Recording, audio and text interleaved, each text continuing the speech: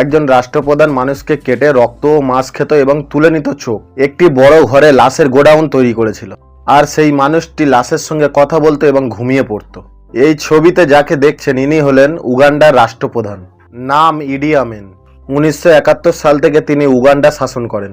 দেখে মনে হবে একজন সাধারণ ব্যক্তি, কিন্তু ক্ষমতা থাকাকালীন তিনি ছিলেন উগান্ডার জম। তিনি কম বেশি 3 লক্ষ মানুষদেরকে হত্যা করেন। তার হত্যা করার কায়দা ছিল অত্যাধিক ভয়ঙ্কর। প্রথমে তিনি একটি বিল্ডিং তৈরি করে অস্ত্রশস্ত্র রাখার নাম করে, কিন্তু সে ওই বিল্ডিং এ লাশের গোডাউন তৈরি করেছিল। তার বিরুদ্ধে যারা কথা বলতো তাদেরকে ওই রাষ্ট্রপ্রধান ওই বিল্ডিং এ নিয়ে যেত। ওই বিল্ডিং এ হত্যা করার সমস্ত অস্ত্রশস্ত্র রাখা ছিল। সে কখনো ওই বন্দীদেরকে একটি ঘরে বন্দি করে গ্যাস ছুঁড়ে দিত এবং ইলেকট্রিক শক দিত, আবার কখনো নিজে হাতে টুকরো টুকরো করত এবং কুমিরদের খাইয়েও দিত। তার নাম হলো ইডি আমিন। এটাই ছিল সেই বিল্ডিং যেখানে ইডি আমিন তার চতুর্থ স্ত্রীকে প্রেগনেন্ট থাকা অবস্থায় হাত কেটে পায়ে এবং পা কেটে হাতে লাগিয়ে দিয়েছিল। সভ্য মানুষেরা তাকে পাগল বলতো, কারণ তিনি নিজেকে ডাক্তার দাবি করত। কিন্তু এত অত্যাচার করার পরেও সাধারণ মানুষ কিন্তু তাকে ভালোবাসতো। প্রশ্নটা হলো কেন? তারা কি অত্যাচারের ভয়ে ভালোবাসতো, নাকি ইডি আমিন দেশের মানুষদের জন্য ভালো কিছু করে দেখিয়ে যার কারণে তিনি জনগণের কাছে হিরো হয়েছিল? তাই আমরা এখন সেই আলোচনাটি করব। ভিডিওটিকে একটি লাইক দিয়ে শেষ পর্যন্ত দেখতে থাকুন। ইডি আমিনের জন্ম হয় 1925 সালে কোবোকো নামক একটি জায়গায়। তার পিতার নাম ছিল অ্যান্ড্রিয়াস ন্যায়াবীর। ছেলেবেলায় তার বাবা মায়ের বিচ্ছেদ ঘটে, তাই ইডি আমিনকে নিয়ে তার মা ইউগান্ডার ব্যাম্বো নামক স্থানে চলে যায়। সেখানে তার মা দুবেলা ভালোভাবে খাবার ব্যবস্থাও করতে পারছিল না। তাই ইডি আমিন 4th ক্লাস পর্যন্ত পড়াশোনা করে আর এগোতে পারেনি। তারপর সে একটি কাজে যোগ দেয়। কিছুদিন পরে সে কিং আফ্রিকান রাইফেলে যোগ দেন। সেখানে ইডি আমিন ভালো দক্ষতা অর্জন করে। তারপর 1946 সালে ইংরেজ সৈন্যতে যোগ দেয়। তার কঠোর ও নিষ্ঠুর ব্যবহার এমন ছিল, সে নিজেদের দেশের মানুষকে নির্মমভাবে হত্যা করত। ইংরেজরা তখন ভাবে যে এত ভয়ঙ্কর সৈন্য উঁচু পদে যদি দেওয়া যায় তাহলে ইংরেজ বিরোধীরা আন্দোলন করতে ভয় পাবে। তাই ইংরেজরা তাকে কার্নিয়া পাঠিয়ে দেয়। তার উচ্চতা ছিল 6 ফুট 4 এবং চেহারা ছিল অত্যন্ত মজবুত। তাই অন্যান্য সৈনিকরা তার সঙ্গে টক্কর নিতে পারত না। তাই ইংরেজরা তাকে ওয়েট লিফটিং এ ট্রেনিং দেয়।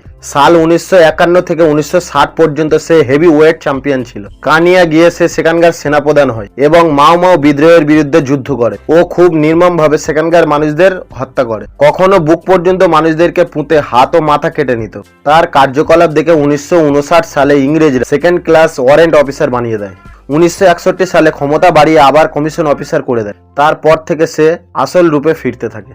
মিল্টন ওবোটে নামে এক হাই র্যাঙ্কের অফিসারের সঙ্গে যুক্ত হয়। তারপর আফ্রিকা থেকে সোনা ও হাতির দাঁতের চোরাই ব্যবসা শুরু করে। পরে ইংরেজদের বন্দুক ও গুলির ব্যবসাও আরম্ভ করেছিল। পরে ইংরেজরা বুঝতে পেরে তাকে ক্ষমতা থেকে বঞ্চিত করে। ইডি আমিন তখন ইউকে পালিয়ে যায়। ওবোটে স্বাধীনতার লোভ দেখিয়ে সাধারণ মানুষকে নিজের দলে টানতে থাকে। ফলে ওবোটের ক্ষমতা আস্তে আস্তে বৃদ্ধি পায়।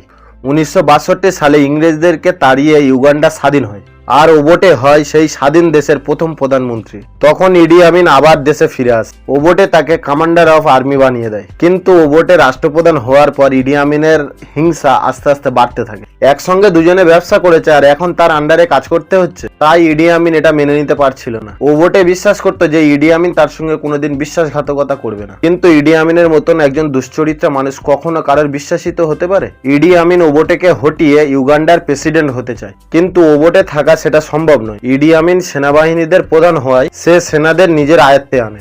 দেশ বিদেশ থেকে নতুন নতুন মানুষদেরকে নিজের সৈন্যদলে যুক্ত করে। এরপর 1969 সালে ওবোটের উপর ইডি আমিন হামলা করে, কিন্তু তার এই চেষ্টা সফল হয়নি। অপরদিকে ওবোটে সতর্ক হয়ে যায়। সেই কারণে আমিনকে ক্ষমতাচ্যুত করে আর্মির চিফ বানিয়ে দেয়। তার ফলে ইডি আমিনের রাগ আরো বৃদ্ধি পায়। এখন ওবোটেকে হত্যা করা তার জীবনের একমাত্র লক্ষ্য হয়ে দাঁড়ায়। তারপর ইডি আমিন দেশের মানুষদের কাছে ওবোটের সরকারের বিরুদ্ধে ভাষণ দিতে থাকে। একসময় সাধারণ মানুষের কাছে সে দেবতা হয়ে ওঠে। 25 জানুয়ারি 1971 সালে ওবোটে সিঙ্গাপুরে একটি জরুরি মিটিংয়ে যায়। ঠিক সেই সময় ইডি আমিন বুদ্ধি করে রাস্তাঘাট এয়ারপোর্ট সব বন্ধ করে দেয়। তারপর সে ইউগান্ডার রাষ্ট্রপতি হিসাবে নিজেকে ঘোষণা করে দেয়। আর তারপর থেকে শুরু হয় ইডি আমিনের অত্যাচার। ইডি আমিন জানায়, যদি ওবোটে আসে তাকে যদি কেউ সমর্থন করে তাদের সকলকে আমি মৃত্যুদণ্ড দেব। ইডি আমিন এবার সমস্ত কিছু নিজের আয়ত্তে নিয়ে আসে। বিভিন্ন সরকারি অফিসের নাম পরিবর্তন করে মানুষ মারা কারাগার তৈরি করা হয়। তার পার্সোনাল একটি ফোর্স ছিল, যে ফোর্সের প্রধান কাজ হলো কাউকে সন্দেহ হলে সঙ্গে সঙ্গে তাকে ধরে হত্যা করা। 1972 সালে ওবোটে তানজানিয়া থেকে 20,000 সৈন্য নিয়ে ইডি আমিনের উপর হামলা চালায়, কিন্তু কোনো সফল হয়নি। এরপর সন্দেহবশত 35,000 মানুষকে ইডি আমিন মেরে ফেলে। সেই লাশ নদীর জলে ফেলে দেয়। ফলে নদীর একটা অংশ পুরো লাশে ভর্তি হয়ে যায়। তবু তার মন ভরেনি। মানুষদের মারার জন্য কনসেন্ট্রেশন ক্যাম্প, ওয়াটার ট্যাঙ্ক এবং গ্যাস চেম্বারের মতো ভয়ঙ্কর ক্যাম্প তৈরি করে। ইডি আমিন হিটলারকে নিজের আইডিয়াল হিসেবে মানতেন। তারপর আপনি বুঝতে পেরেছেন এত মানুষদেরকে মারার অনুপ্রেরণা সে কোথা থেকে পেয়েছে। ইডি আমিন বলে, হিটলার যেমন ইহুদিদের ওপর শাসন করেছে, তেমন সে নিজের দেশের উপর ব্যবস্থা করতে চায়। এরপর সে এশিয়া ও ইউরোপদেরকে দেশ থেকে বিতাড়িত করতে থাকে। যারা দেশ ছাড়েনি তাদের মেরে ফেলা হয়। এর ফলে সমস্ত দেশ থেকে আমদানি ও রপ্তানি বন্ধ হয়ে যায় এবং দুর্ভিক্ষ দেখা দেয়। কিছুদিন পরে এই উগান্ডাতে গৃহযুদ্ধ শুরু হয়। তানজানিয়ারা ইডি আমিনের এক প্রকার শত্রু ছিল। তারপর ইডি আমিনের ফোর্সদেরকে নিজেদের আয়ত্তে নিয়ে এসে উগান্ডা দখল করে নেয়। তাই ইডি আমিন দেশ ছেড়ে সৌদি আরবে পালিয়ে যায় আর শেষ 10 বছর সে সৌদি আরবেই কাটিয়ে দেয়। 2003 সালে হৃদযন্ত্রে আক্রান্ত হয়ে সেখানেই প্রাণ হারায় আর ইডি আমিনের নাম চিরতরে বিলুপ্ত হয়।